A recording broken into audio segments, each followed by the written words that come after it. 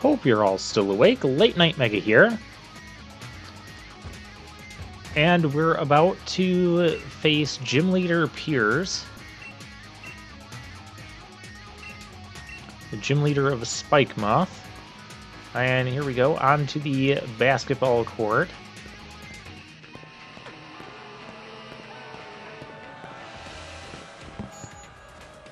What was that, Piers?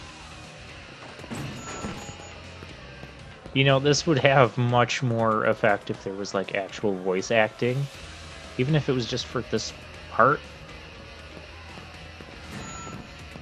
Otherwise, this is, like, really weird.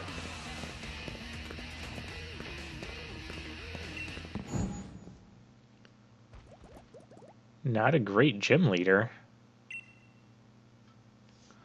No, it's because your gym trainers have shut the city down.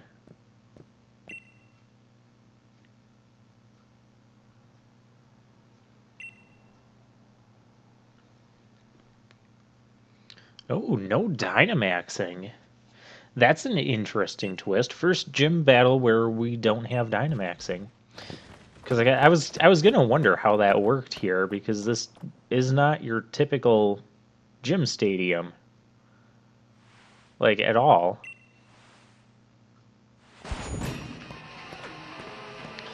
So yes, Piers, the dark type gym leader. His style looks really interesting.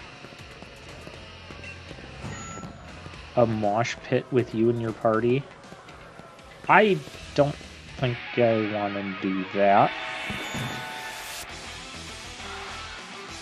Oh, and we've got some special gym leader music for Piers. He's got a scrofty. I like saying it like that. Yeah, I think we've been over this already. He has Intimidate. Well, I have Intimidate as well. So we can trade Intimidates, that's fine. My Gyarados isn't staying in on this anyways. We're going to go into our ace in the hole, Cinderace.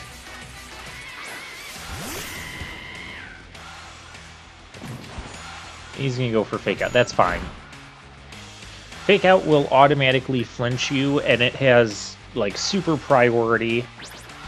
However, you can only use it on the very first turn that your Pokemon is on the field.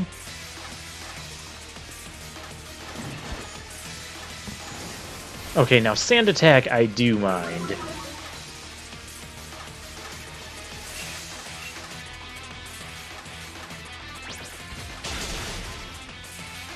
But good thing we connected with our double kick, and that is Scrafty down. Or Scrofty.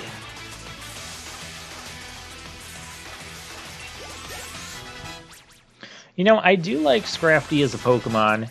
It's a fighting dark type, very interesting type combination. There is another Pokemon that shares that type combination. The Scrafty, I think, is a bit more of a defensive.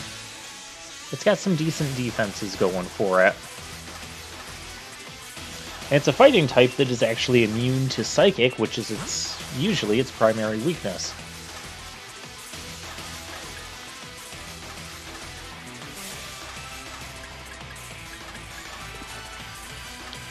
Yeah, we're just going to stay in with Malamar. It is a dark Psychic type. I want to try using Malamar somehow. It's a very unique Pokemon, but it's got pretty average and sub-average stats. It also has a quadruple weakness to Bug, which means it does not like U-turn at all. But I need to U-turn into something, so that something may as well be Silver. Silver now has the King's Rock, by the way. I don't remember when I put that on him. I don't even remember if I did that on camera or not. I'm also recording commentary for all of the competitive, the ranked singles battles that you've been seeing on my channel in between trying to do this, so that's why and the longer I wait to do commentary, the less I remember about those little details. Obstagoon. Oh, that's not good. That's a lot of damage. That is a lot of damage. Obstagoon is a normal dark type, the evolved form of Linoon. And it's actually a pretty decent Pokemon, in my opinion. It's got a lot going for it. Uh-oh. What's it doing? Throat Chop. So what Throat Chop does is it will stop your Pokemon from using sound-based moves for several turns. Fortunately, that doesn't describe any of our current moves.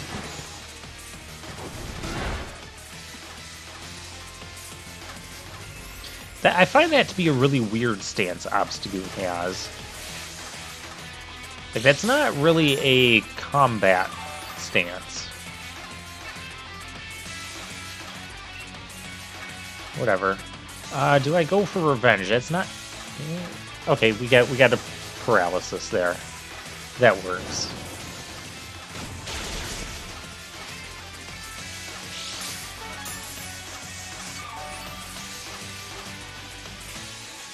And now we should be able to finish it with a Bulldoze unless he goes for... Oh, Obstruct. That's interesting. Oh, it's a variant on Protect is what it does. And I believe if you try to make physical contact when he goes for Obstruct, you end up getting your defense lowered. I think that's how that one works. Oh, we didn't quite finish it there. Oh, it's going to be fully paralyzed. Yeah, that works for me as well. The reason I'm not going for Revenge is because it forces you to go second, regardless of speeds. And I just want this thing gone. It forces you to go second unless your opponent uses like counter, which definitely forces you to go last.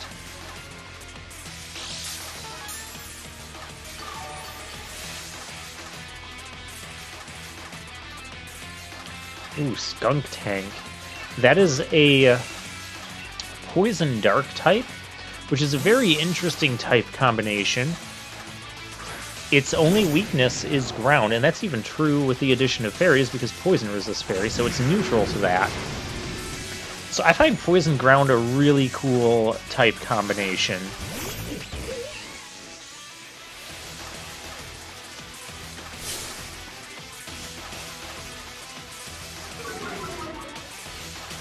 Now imagine having like a Poison Ground type with the Levitate ability. That doesn't exist. At least not yet. Not as of the recording of this video. I mean, we do have that DLC announced. I am totally dating this video now. Because by the time I actually get around to uploading this episode, the DLC is probably going to be close to being out, or at least have more information revealed. But there are new Pokemon coming. Who knows, maybe one of them will be a Poison Dark type with Levitate. That would be kind of cool. Okay, so we're going to trade some status here with this Skunk Tank. We could just go into... Stunfisk, because I don't know what this thing does to Stunfisk. I mean, we're immune to poison. Sucker Punch. You do that. So Sucker Punch is a priority attack. It's got 70 base power. It used to have 80. I think before that it used to have 60. But then 80 was like too strong and now it's 70. It's still pretty strong. Was it ever at 60? I don't know. I thought it got buffed at some point. I'm pretty sure it got buffed from 60 to 80. Whatever. Like I said, a lot of those little mechanical changes between gens, it tends to blur together to me.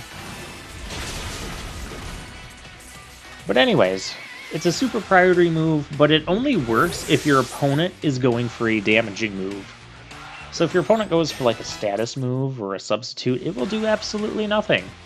And you'll waste a turn. So it's kind of risky.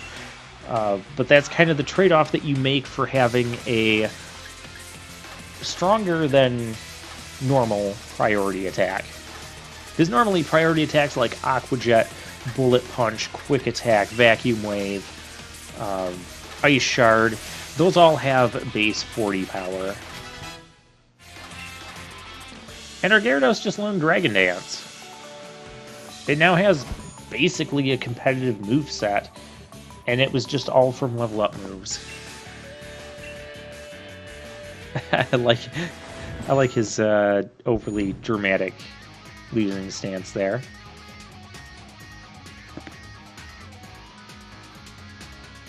Your Pokemon all got knocked out, so I don't know about that one.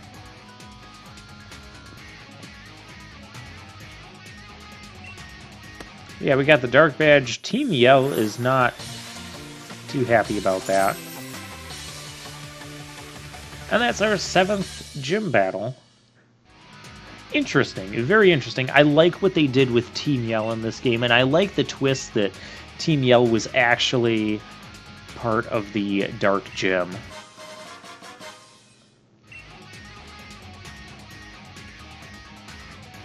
And Pierce is actually the older brother of Marnie.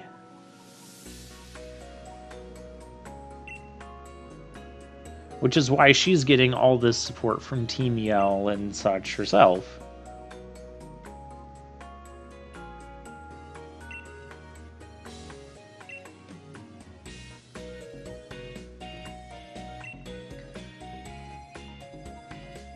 What? Another gym leader that wants to switch out and not be a gym leader?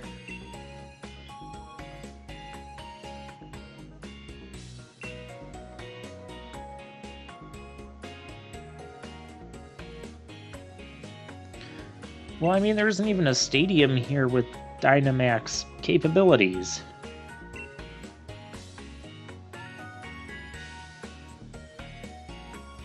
And Marnie puts things into perspective because she's still a gym challenger herself. She's aiming to be the champion, just like the rest of us.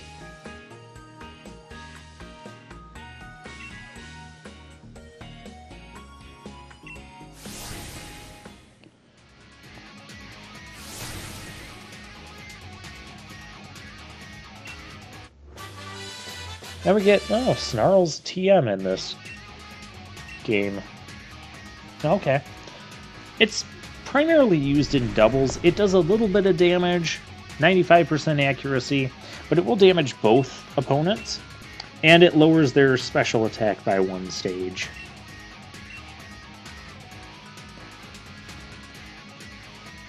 And now we got something else going on. Can I go heal my Pokemon? Oh, hey, there's Leon.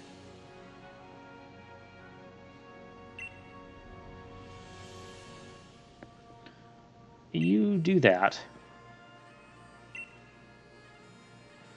Do you have to be moving your arm like that when you're talking? Does anybody do that in real life? Like, I know people use their hands and move around when they talk, but is it the same couple motions there over and over again? Because that just comes off as really weird.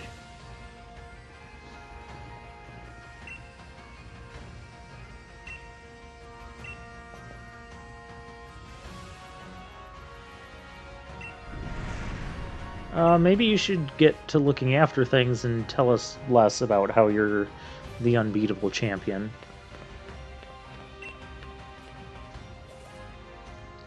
We're going to have to look into that, but we're going to heal our Pokemon first. At basically the only thing we can do here.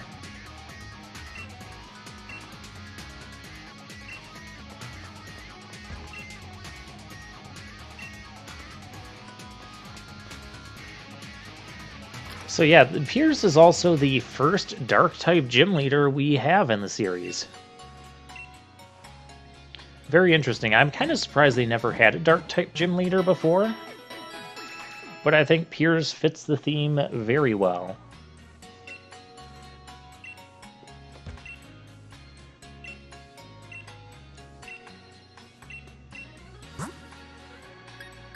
Alright, what new things can we get? I don't even know what's new anymore. Max Potion? I guess it's the Max Potion.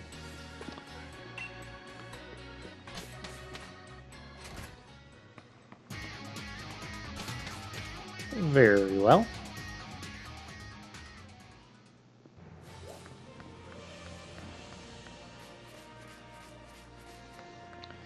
Alright, let's head into the tunnel, the Route 9 tunnel. Do we not have a better name for this thing? Alright, what's going on? People are gathering all around. People are completely in my way, is what they are. Get out of my way.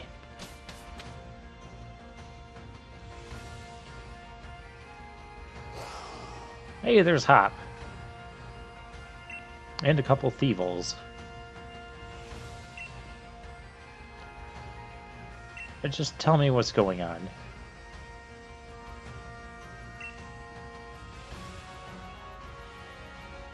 Wild Pokemon are dynamaxing. That's not good.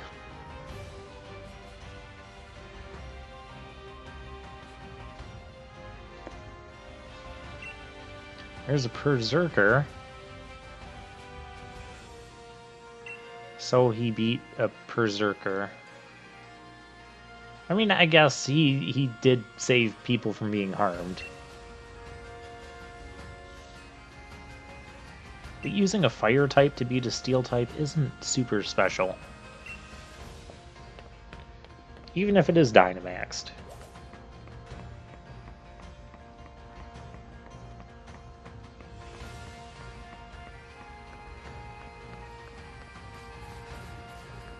Alright, and that links us back out over to here. There's a Liepard here.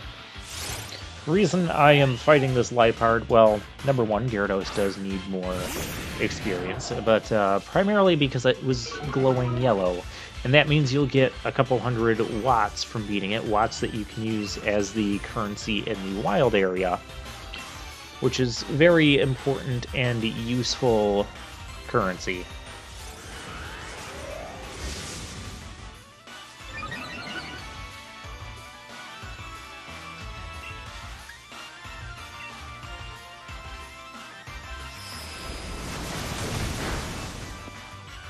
Oh, we didn't quite knock it out with the Dragon Dance boosted waterfall.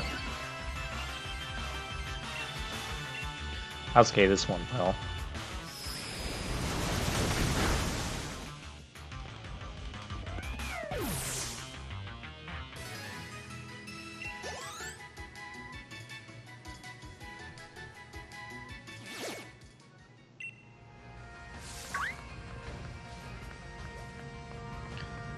And let's keep heading back to...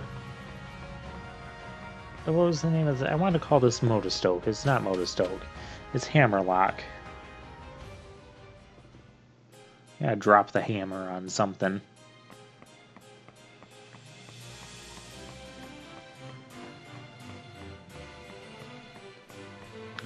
Okay, what's going to happen and when is it going to happen? Oh, I ran into the pool there. Oh, hey, here's all our main characters.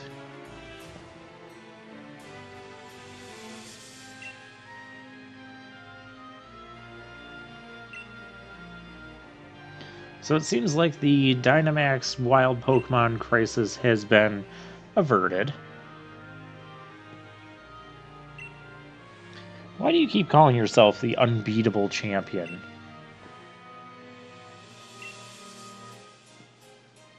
Like, there's no such thing as unbeatable.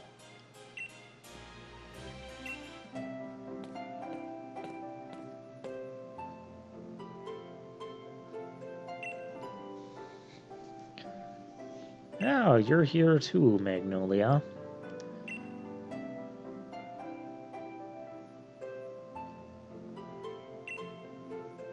Isn't that a thing that we all already know? That the red light is what gives gives Pokemon the ability to Dynamax? That's what we call power spots. That's what you have in the stadium so that Pokemon can Dynamax. We already know this. Why do you have to go explain this to Rose? Why would he not know this?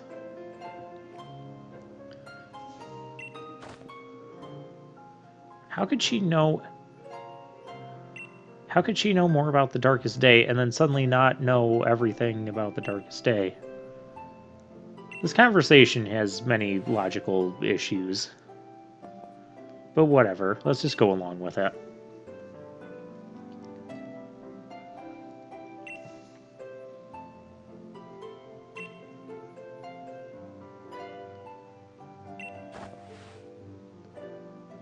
And Hop wants to challenge his older brother for the championship title. That would be interesting. Actually, another twist on this, instead of it being our rival's older brother that's the champion, what if it's our main character's older brother that's the champion? Of course, depending on how you design your character, it can make family dynamics seem a little weird.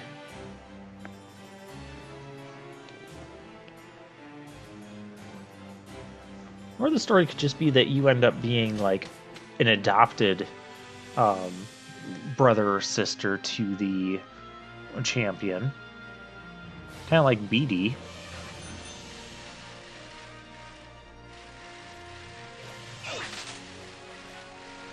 Alright, but now we are back in the wild area. Why are we back in the wild area? We only get 50... We can catch more Pokemon. Oh, that's right. I know why we're back in the wild area. We have our new Rotom bike ability. We can go out on the water now. So I should go back to some areas and start exploring for some of the goodies that we couldn't previously pick up. I don't think I'm going to end up getting everything on camera, but I'm going to get some stuff, because some things I end up finding in the post-game. Like, there's a river way back in the... What was the grass town? Little Root? Grassroots? Whatever it was. Turffield. That was the name of it. There we go. I knew if I kept going with grass-themed names, I'd eventually get to it. Turffield, there's like a small river there that you can actually ride your bike on and get an item. I think it's like a TM or something. There's a few other of those places like that around as well. Hey, speaking of TMs, let's just pick that up. Shadow Claw! Oh, Shadow Claw's a TM now. That's cool.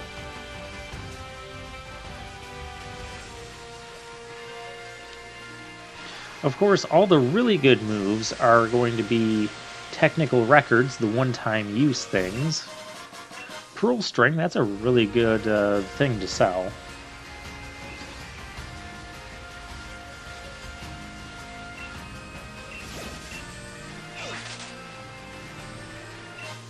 Another Pearl String, that's great.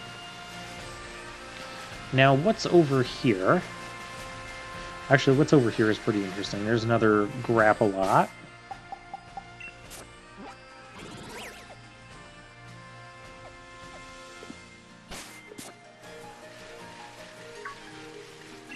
Ooh, a Focus Sash. That's a really good item, too. So, Focus Sash, if your Pokemon is holding it, and they take a hit that would knock it out, if it is at full health, you survive with 1 HP. So that can be a really nifty item. And this area here, we can call this Hedgestone. Why not? Every day, some of these stones will randomly replenish. You can see we're getting like all of the evolutionary stones around here, which is very cool. I believe after picking up one of each stone, they just replenish randomly as part of like the random daily cycle of things that will replenish in the wild area. And we've got some dens over here. There's another Is that a TM or just an item? That's just an item. An assault vest. That is another really cool item. I really like this item. If you've been watching my ranked singles battles, you know I like this item. So what it does is it boosts your special defense of the Pokemon that's holding it by 50%. But that Pokemon can only use damaging attacks. It's not quite like the choice items where you're stuck on one attack. You can still switch your attacks, but they all have to be damaging attacks. So you can't be using things like substitute or recover. I think the big thing is they didn't want it going on already super defensive, bulky Pokemon and that have like abilities like recover. But I like the design of the Assault Vest. Pretty cool item.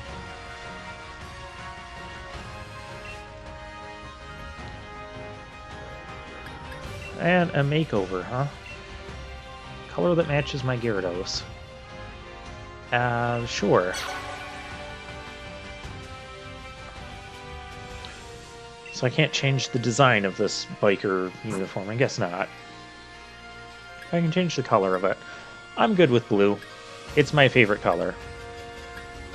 You could probably guess that.